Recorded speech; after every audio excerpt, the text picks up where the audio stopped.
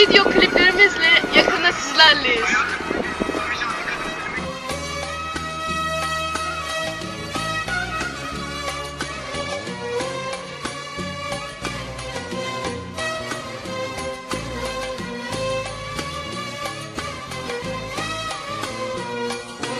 Şimdi gel de gör bu genç yaşımda neler yaşatıyor bu hayat bana. Evet, acımasızdır belki bu dünya. Çile gam kederler hepsi başımda. Yeter artık, bıktım ben, usandım. Her gece nedense yalnız kaldım. Sana değil isyan yâre Allah'ım. Sıkıldım artık, ben de bunaldım. Yıkılası dünya tahtına sokayım. Beni dört duvar odalarda bıraktın. Çığlıklarım bu canını da yaksın. Yeter artık lan, ben de usandım. Sordular bana bu aşkın acısını, dinleyen ağlar lan, yüreği yanar. Derdi olmayan beni nasıl anlar? Neden bu hayat bana acımasızca? Dünya haine tükesin nizane. Acımasız hayat gülmez yüzüme.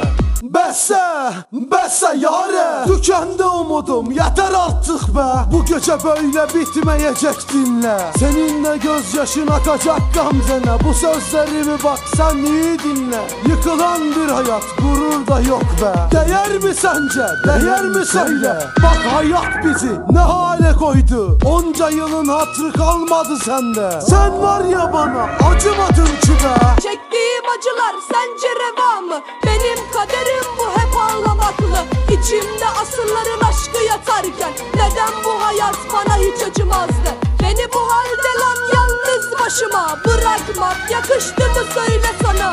Evçi zamane kode dünyayı, vallah daye halim nizane. Derdimin giran çaremin tüne, yakıştı mı sana hiç bırakıp gitmek? Beni tek başıma ve de çaresizce, söyle bunun neresinde adalet? Hani yeminlerin, hani sözlerin nerede kaldı benim o eski günlerim? Bir an olsun düşünmedin mi beni, benim sana verdiğim onca değeri?